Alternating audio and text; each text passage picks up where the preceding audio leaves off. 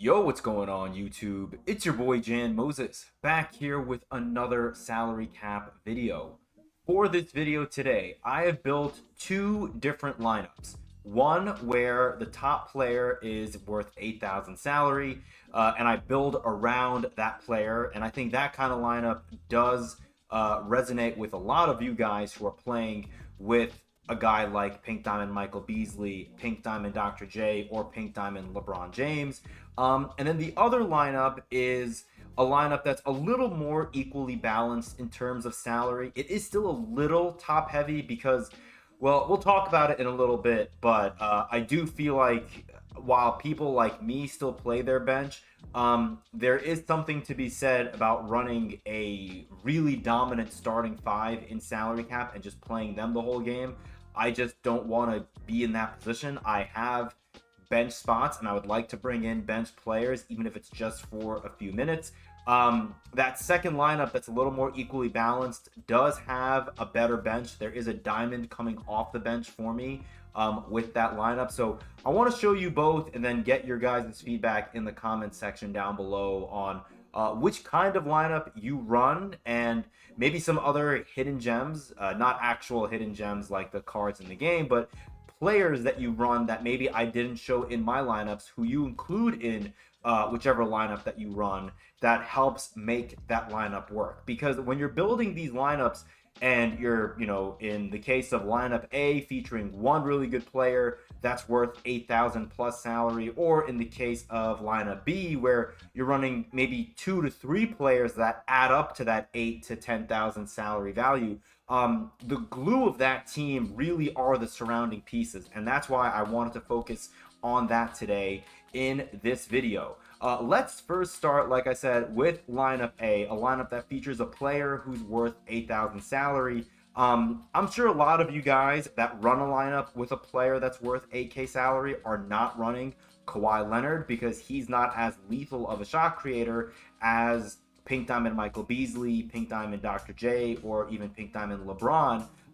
But the thing that ties all these cards together is that they can all play small forward. Now, I know if you have Pink Diamond Dr. J, you'll be running him at the shooting guard position more than likely. But I wanted to show Kawhi Leonard here because, again, he's small forward and shooting guard eligible, just like Dr. J. You're going to play him in this lineup at the small forward like you would Beasley or LeBron. So I thought it would at least be somewhat similar when I'm making that correlation, because when I'm showing the surrounding pieces, I want to show surrounding pieces that make sense, that will work.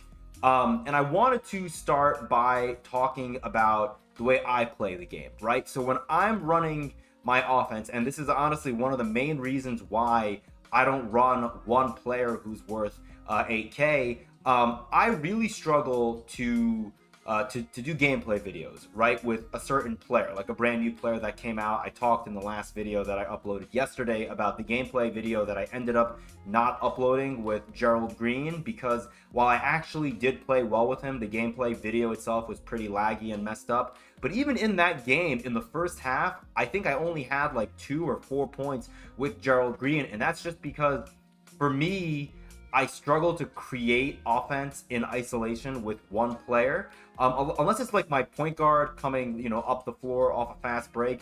But like in the half court, I will rarely ever like isolate with a guy like Kawhi Leonard and try to cook. I would much rather try to get Kawhi open from running plays or, a freelance, something along that vein, as opposed to just like giving him the ball, calling a quick ISO or pass and screen away and then just letting Kawhi cook, And so that's why I don't really run these lineups. But if I were to run a lineup like this, I would still want to have a point guard who I trust. And I do like Spencer Dinwiddie. He's one of the few diamond point guards right now who is at 2,000 salary, which is awesome. He has great height, or great size rather. He's 6'5". And he comes with Hall of Fame limitless range and set shot specialist, which is great. He's not going to be elite defensively, but I don't think he's going to kill you defensively. You probably have to add a few badges to him. But again, 6'5", 93 speed, really good shooter, really good shooting badges, a fun card to run for sure. And then Jack Sigma, I included him because I know a lot of you guys have Jack Sigma. He's one of the best diamond players to run in salary cap still to this day. And while he did go up to 3,500 salary for me today, I'm recording this video on Tuesday, but for you guys, this video should be going live on Wednesday, so his salary went up yesterday.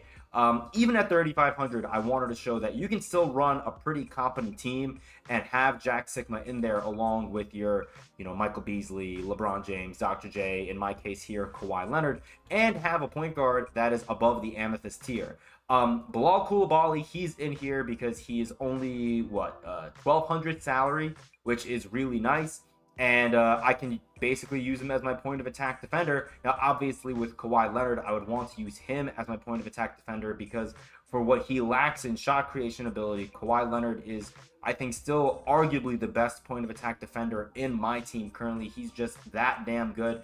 Now, if you didn't want to run Spencer Dinwiddie, let's say, you have been taking my advice and buying all the Amethyst players that come out on Fridays, well, another lineup you could run, I believe, is let's bring in one of these Amethyst point guards, and he's actually the Amethyst point guard that's in my other lineup. This is, I think, actually my exact same backcourt that you guys are going to see in my next lineup, the lineup that I'm about to run in salary cap today. Is he small forward shooting guard? Yes, he is. He's right here. So you could run a lineup like this where you have DeLon Wright, Toumani Camara, and then you have Michael Beasley. That may be better if you're someone that is going to be trying to cook with Michael Beasley in isolation every single time coming up the floor. Because if that's the case, why do you need Spencer Dinwiddie, who isn't going to really give you all that much on offense compared to a guy like not all that much on defense, rather, when it comes to Spencer Dinwiddie. It would make much more sense if you're running a Michael Beasley to have a bunch of players who are going to give you elite defending around him. So DeLon Wright and Toumani Camara are going to be two incredible players to put around a guy like Michael Beasley. Both of them have Hall of Fame defensive badges, and Toumani Camara has Hall of Fame on-ball menace and Hall of Fame immovable enforcer, so he's going to be the guy that you want to put as your point of attack defender next to Michael Beasley. Kenneth Faried, I feel like every time I use Kenneth Faried, I fall in love with this card more and more. His jumper is so good, and he just plays well above his Amethyst gem tier. And then Jack Sigma, I mean, again, you guys know how good he is. I don't have to talk about him all that much. Mine isn't even badged up, and he still plays pretty well for me. And then off the bench, now this may be someplace where you guys will disagree with me. I do feel like even with a lineup like this, I would run my bench for even like 3 to 4 minutes, just to give my starters a little more of a break. I am very frustrated at the fact that stamina doesn't seem to mean all that much in salary cap. My opponent could be running his starting 5 for the entire game, and all of his players, all 5 of his starters could have the Gatorade logo next to their stamina bar, and it won't matter. So, if that's the case, then you could even invest further in your starting lineup. But I think a starting lineup like this with a guy like LeBron or Michael Beasley could be lethal. If you have Dr. J, you could put Dr. J at the 2 and Toumani Camara at the 3, and this lineup would still work just as good. This is the kind of lineup that I would personally run, and these are a bunch of the Ruby and lower tier cards who I really like running off the bench if you were to run a really, top heavy lineup in terms of salary. I mean, with this lineup right here, we're investing what? These two cards are 3,000 plus 8,000 is 11,000 plus 1,200 is 12,200, and then 3,500, that's 15,700 salary. Quick math, I don't know if that's right. If it's not, let me know in the comments. I apologize. But 15,700, so that's what, more than 75% of your salary in your starting lineup, which, I think that's decently healthy. For me, I would say I would like to see my starting lineup be no more than 75% of my total team salary cap. I would like to have that number closer to like 60 or 65% personally. And while I haven't done the math, I do think this lineup does fit that criterion. And just because of my OCD, I love seeing that I'm exactly at 20,500. This is the lineup I'm going to be running in salary cap today. If you look at the starters, I still have a pink diamond. I have Gerald Green, and I know Gerald Green's shelf life in this lineup is very, very short because I'm pretty confident once Saturday rolls around and we get salary changes again, Gerald Green is going to go up to 8,000 salary. And I'm not going to run him at that point. I don't even think I would run him if he was at 6,300 salary, like the pink diamond Mikal Bridges is right now. But I'm excited to run this lineup. Again, I'm going to try to cook a little bit with Gerald Green, but with me only spending 5,500 salary towards Gerald Green, I'm not going to feel that pressure to where I have to isolate and try to cook with him every single time. I can still try to run, pick and roll, pick and pop with DeLon Wright and Quinton Post. Quinton Post, I think I've talked about him before. He's one of my favorite cards in the game. He is one of my favorite jump shots in the game. He is a green machine for me in salary cap. I don't know what it is.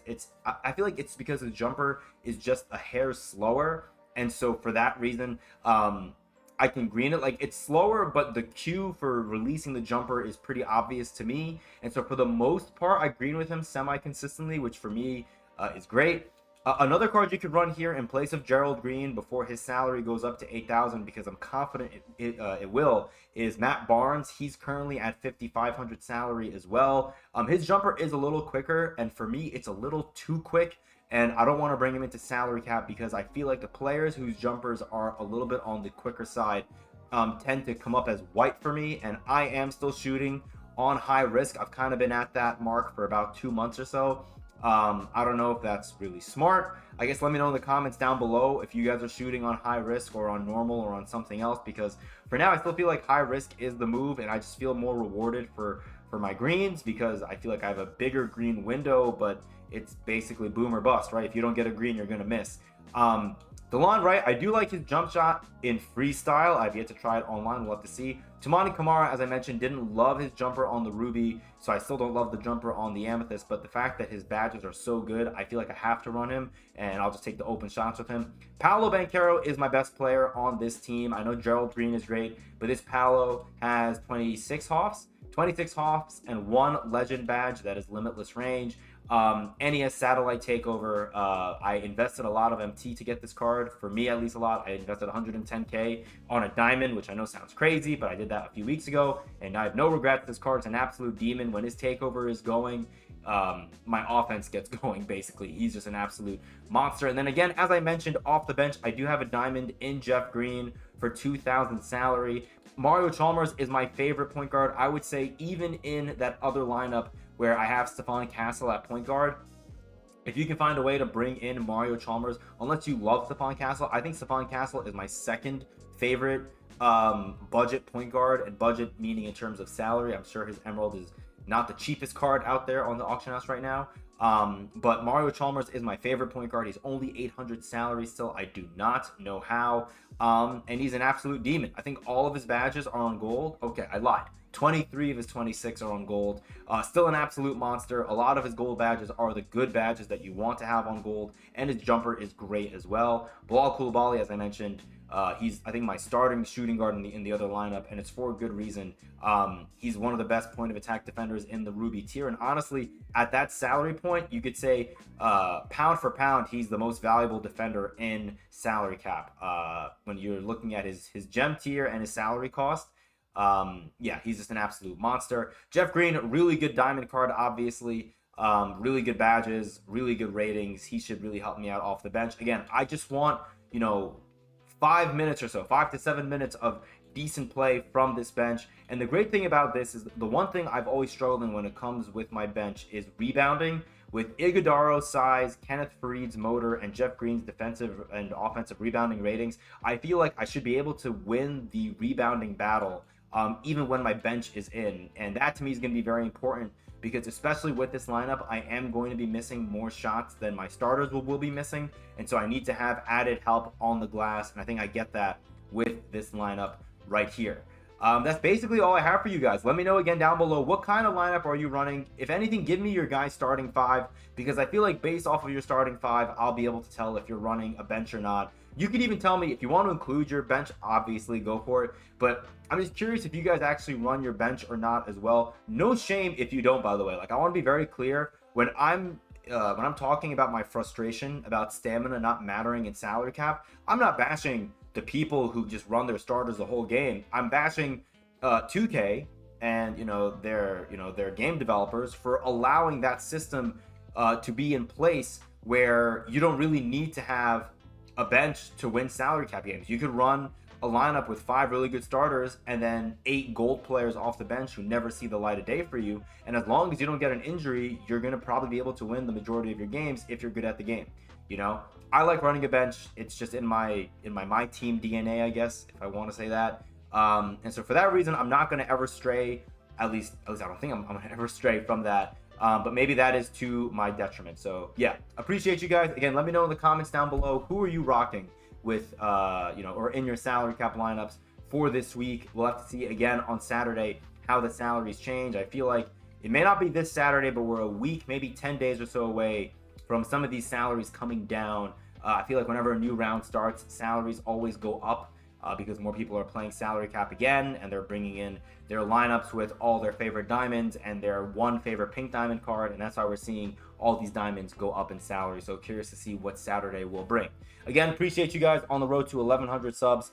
Any sub, like, comment would be greatly appreciated. And if anything, if you made it to this point in the video, just you watching this video up until this point means a lot. So thank you. Appreciate all of the support. And until next time, I'll see you later.